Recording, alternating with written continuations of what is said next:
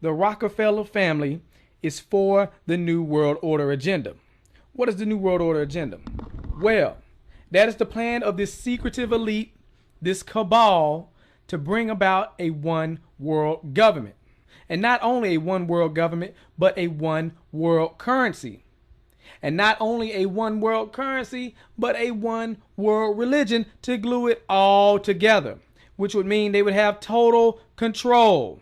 These small amount of people controlling the whole world has never happened before. What else is going on? Well, depopulation. These guys push for depopulation in third world countries. You can see here Henry Kissinger. Depopulation should be the highest priority of U.S. foreign policy towards the third world.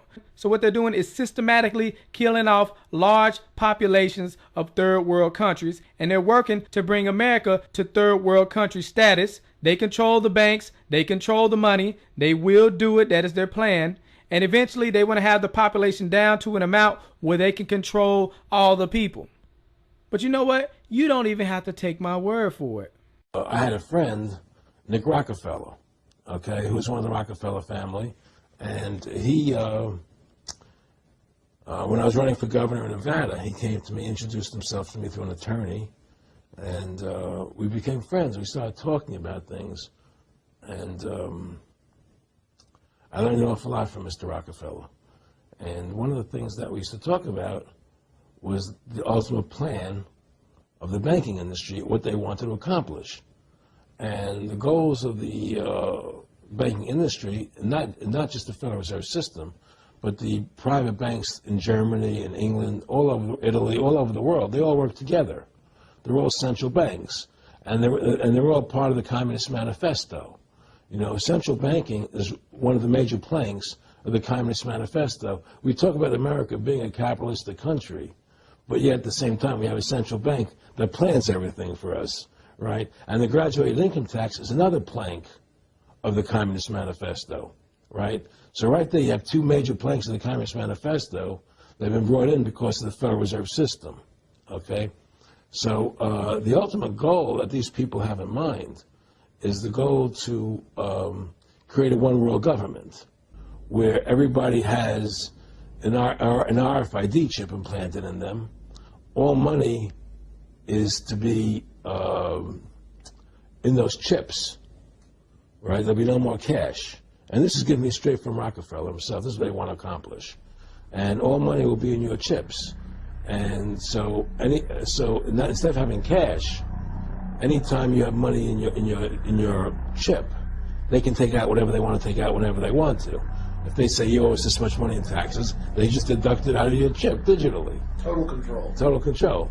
And if you're like me or you, and you're protesting what they're doing, they can just turn off your chip, and you have nothing. You can't buy food. You can't do anything. It's total control of the people. And that chip's connected to a database that has your purchasing records, what you do. Everything is in there, you know? And so they want a one-world government controlled by them, everybody being chipped, all your money in those chips, and they control the chips, and they control people. And you become a slave. You become a serf to these people. That's their goal. That's their intentions. And if you look here, he even tells you this is what he is about.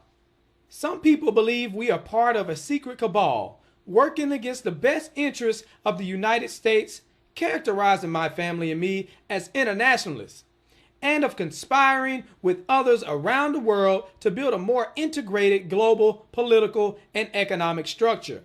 One world, if you will. If that's the charge, I stand guilty and I am proud of it. That's David Rockefeller telling you he wants this New World Order.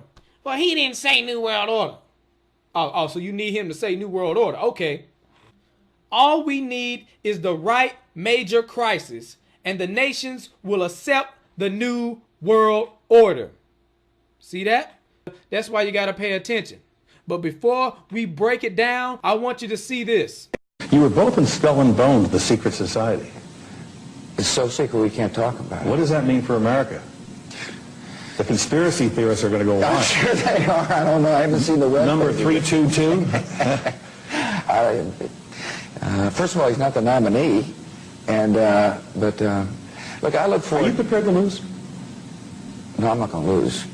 You both were members of Skull and Bones, a secret society at Yale. What does that tell us? Not much, because it's a secret. Is there a secret handshake? Is there a secret code? I wish there were something secret I could manifest. 322, a secret number? There are all kinds of secrets. We had a worldview.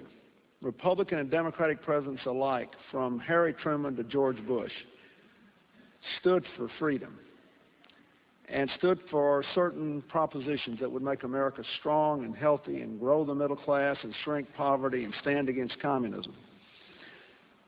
And after 1989, President Bush said, and it's a phrase that I often use myself, that we needed a new world order, and instead it looks like we got a lot of disorder. Of its founders. We have before us the opportunity to forge for ourselves and for future generations a new world order, a world where the rule of law, not the law of the jungle, governs the conduct of nations.